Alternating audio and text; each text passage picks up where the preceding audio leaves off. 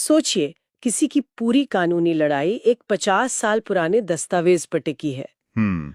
और उस दस्तावेज पर जो सबसे जरूरी दस्तखत है, किसी को पक्का यकीन है कि वो नकली है, किसी ने जालसाजी की है। अच्छा।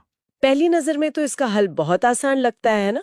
किसी हैंडराइटिंग एक्सपर्ट को बुलाओ, वो जांच करेगा और सच सामने आ जाएगा। लेकिन क्या ये वाकई इतना सीधा है? सुनने में बहुत सीधा लगता है, पर असल में ये एक बहुत बड़े कानूनी सवाल की तरफ ले जाता है। अच्छा। जी। अदालतें सिर्फ किसी के कह देने पर या शक होने पर काम नहीं कर सकती। उनके लिए एक तय प्रक्रिया होती है, सबूतों का एक मजबूत ढांचा होता है, और कभी-कभी वो प्रक्रिया ही न्याय का सबसे बड़ा हिस्सा होती है। और यही आज हमारी बातचीत का मुद्दा है। आज हम सुप्रीम कोर्ट के एक हालिया फैसले की तह तक जाएंगे, जो इसी सवाल का जवाब देता है कि अदालत में लिखावट की जांच के लिए किसी एक्सपर्ट को कब और कैसे बुलाया जा सकता है। बिल्कुल। हमारी ये पड़ताल 2025 के एक केस पर आधारित है, हुसैन बिन आवाज बनाम मित्तापल्ली वेंकटारमुलु और अन्य। और इस केस को समझने का मकसद सिर्फ एक अदालती फैसले को जानना नहीं है, बल्कि ये समझना है कि हमारा कानून सबूतों को कैसे देखता है। हम भारतीय साक्ष्य अधिनियम यानी इंडियन एविडेंस एक्ट की दो बहुत जरूरी धाराओं सेक्शन 45 और 73 के पीछे की सोच को समझने की कोशिश करेंगे। चलिए फिर शुरू करते हैं। सबसे पहले तो ये बताइए कि ये मामला है क्या? 50 साल पुराना जमीन का झगड़ा, आखिर इसमें ऐसा क्या था जो सुप्रीम कोर्ट तक पहुंच गए? ये कहानी शुरू होती है जमीन के एक टुकड़े से, जिसके मालिकाना हक को लेकर दशकों से विवाद चल रहा था। एक पक्ष ने कोर्ट में केस दायर किया और कहा कि ये जमीन उनकी है। ठीक है। अपने दावे को मजबूत करने के लिए उन्होंने 1975 में हुए एक पुराने मुकदमे के दस्तावेज पेश किए। और यहीं पे वो दस्तखत वाला पेंच आता है ना? बिल्कुल। उस 1975 वाले दस्तावेज में एक लिखित बयान था जिस पर याचिकाकर्ता के दादाजी के दस्तखत थे। लेकिन दूसरे पक्ष का यानी अपीलकर्ता का सीधा आरोप था कि ये दस्तखत असली हैं ही नहीं, ये जाली हैं। सोचिए, 50 साल पुरानी जालसाजी का इल्जाम। तो जब अदालत के सामने कोई ऐसा तकनीकी सवाल आता है, जैसे किसी के दस्तखत असली हैं या नकली, तो जाहिर है जज साहब खुद तो हैंडराइटिंग एक्सपर्ट होते नहीं हैं। नहीं, बिल्कुल नहीं। तो ऐसे में कानून उन्हें बाहर से मदद लेने की इजाजत कैसे देता है? क्या इसका कोई तय नियम है? हाँ, इसके लिए एक बहुत साफ नियम है, और वो है साक्ष्य अधिनियम का सेक्शन 45। सेक्शन 45। जी। ये सेक्शन कहता है कि जब भी अदालत को किसी खास विषय पर मतलब राय बनाने की जरूरत पड़ती है, जैसे विदेशी कानून, विज्ञान, कला या फिर लिखावट, तो वो ऐसे लोगों की राय ले सकती है जो उस फील्ड में माहिर हों। अच्छा। इन्हीं लोगों को हम विशेषज्ञ या एक्सपर्ट कहते हैं। तो हैंडराइटिंग एक्सपर्ट को इसी सेक्शन 45 के तहत बुलाया जाता है। ठीक है, ये तो समझ आता है। आपने एक्सपर्ट को बुला लिया, लेकिन वो एक्सपर्ट उस विवादित दस्तखत की तुलना किससे करेगा? हवा में तो तुलना हो नहीं सकती। सही बात है। उसके सामने कोई ऐसा नमूना तो रखना होगा जिसके बारे में सब मानते हो कि हाँ, ये असली है। आपने बिल्कुल सही नस पकड़ी है। और यहीं पर इस केस का सबसे जरूरी कानून यानी सेक्शन 73 सामने आता है। सेक्शन 73। हाँ, ये सेक्शन तुलना करने की पूरी प्रक्रिया तय करता है, और ये बहुत साफ शब्दों में एक शर्त रखता है। क्या शर्त? ये कहता है कि किसी विवादित दस्तखत की तुलना सिर्फ और सिर्फ ऐसे दस्तखत से की जा सकती है जो या तो अदालत के सामने स्वीकृत यानी एडमिटेड हो। एडमिटेड यानी दोनों पक्षों ने मान लिया हो कि वो असली है। बिल्कुल। या फिर साबित हो, यानी सबूतों से उसे असली साबित कर दिया गया हो। अरे वाह! तो कानून यहाँ एक तरह का सेफ्टी मैकेनिज्म बना रहा है। बिल्कुल। ऐसा नहीं है कि कोई भी उठकर किसी भी दस्तावेज पर उंगली उठा दे और पूरी कानूनी मशीनरी उसकी जांच में लग जाए। आपको पहले अपनी तरफ से कुछ ठोस लाना होगा, एक ऐसा बेसलाइन सैंपल जो शक के दायरे से बाहर हो। एकदम सही। कानून यह पक्का करना चाहता है कि पूरी जांच अटकलों पर न हो, बल्कि एक मजबूत बुनियाद पर खड़ी हो।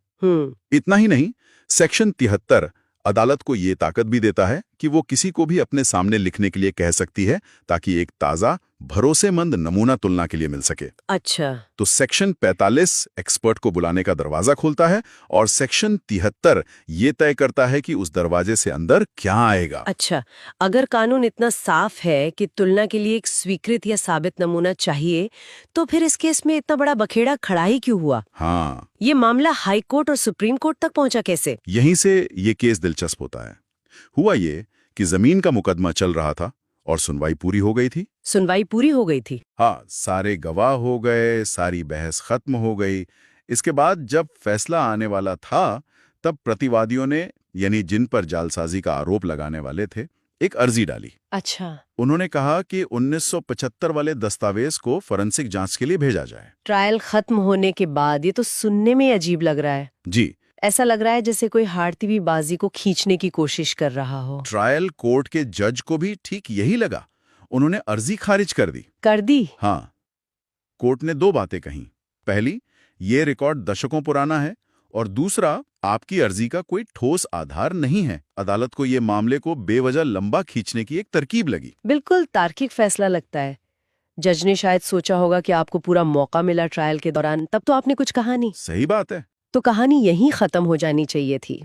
फिर हाई कोर्ट ने इसमें से क्या देख लिया कि फैसला पलट दिया? प्रतिवादी इस फैसले के खिलाफ तेलंगाना हाईकोर्ट चले गए, और हाईकोर्ट ने ट्रायल कोर्ट का फैसला पलटते हुए जांच की इजाजत दे दी। दे भी? हाँ, और इसके पीछे जो वजह दी वो बहुत दिलचस्प है।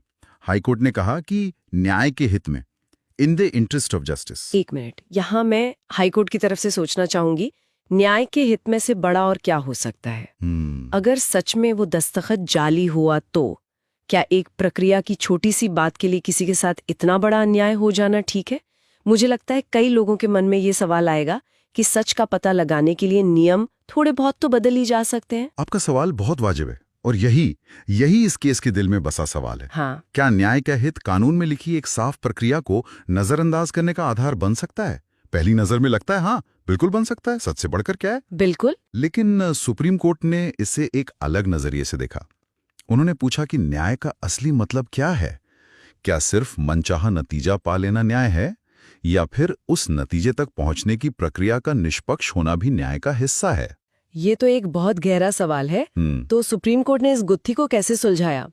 उन्होंने सच की खोज और प्रक्रिया का पालन के बीच में किसे चुना? सुप्रीम कोर्ट ने प्रक्रिया को चुना। अच्छा। उन्होंने हाईकोर्ट के भावनात्मक तर्क के बजाय कानून के सख्त और साफ शब्दों पर ध्यान दिया। उन्होंने सेक्शन 73 के उन्हीं दो शब्दों को फिर से उजागर किया, एडमिटेड और प्रूव्ड। स्वीकृत या साबित? जी, स्वीकृत या साबित।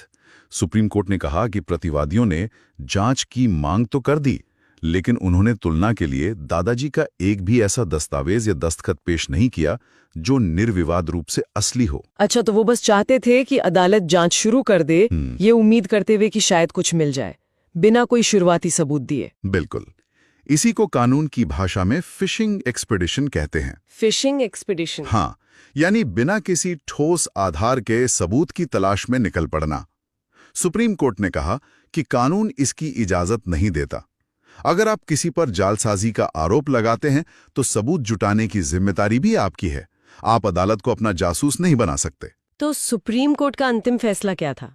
उन्होंने इस मामले पर आखिरी मोहर कैसे लगाई?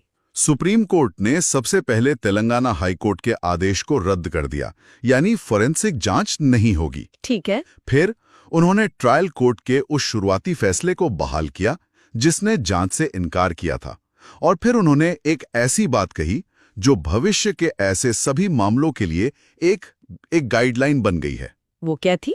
अदालत ने बहुत साफ कहा, धारा 45 और 73 का इस्तेमाल केवल एक स्वीकृत दस्तावेज के संबंध में हस्ताक्षर या लिखावट की तुलना के उद्देश्य से ही किया जा सकता है।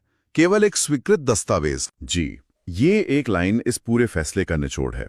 इसके अलावा अदालत ने सबूत का भार यानी बर्डन ऑफ प्रूफ के सिद्धांत को भी दोहराया। अच्छा। उन्होंने कहा कि जो व्यक्ति जमीन पर हक जता रहा है यानी वादी, उसे अपने दस्तावेजों की प्रामाणिकता साबित करनी होगी। प्रतिवादी सिर्फ हवा में शक पैदा करके प्रक्रिया को नहीं रोक सकता। तो इसका मतलब ये हुआ कि सुप्रीम कोर्ट ने एक तरह से सिस्टम में बेवजह की देरी और हेरफेर करने वालों के लिए दरवाजा बंद कर दिया। बिल्कुल। ये फैसला सिर्फ इस एक केस के बारे में नहीं है, इसका असर तो बहुत दूर तक जाएगा। आपने बिल्कुल सही समझा।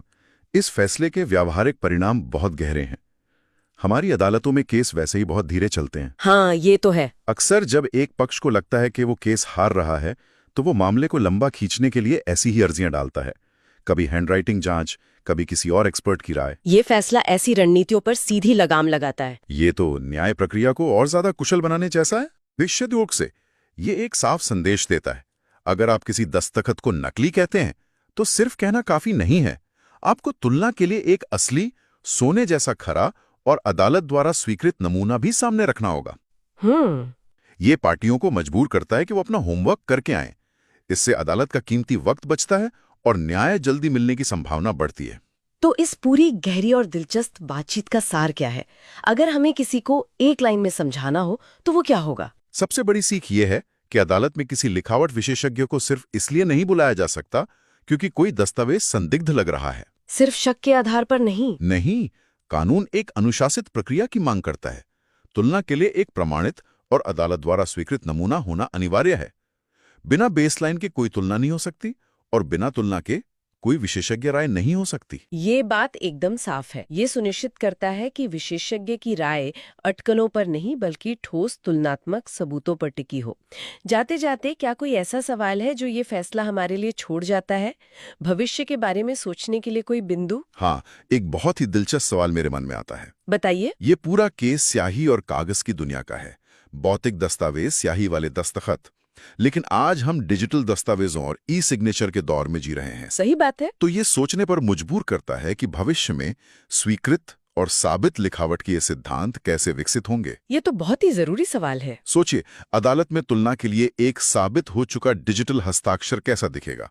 क्या वो एक क्रिप्टोग्राफिक की होगी या किसी का बायोमेट्रिक डेटा पॉइंट जैसे फिंगरप्रिंट या रेटिना स्कैन? आप 20 साल पुराने किसी ईमेल के डिजिटल सिग्नेचर को आज कैसे साबित करेंगे कि वो असली है?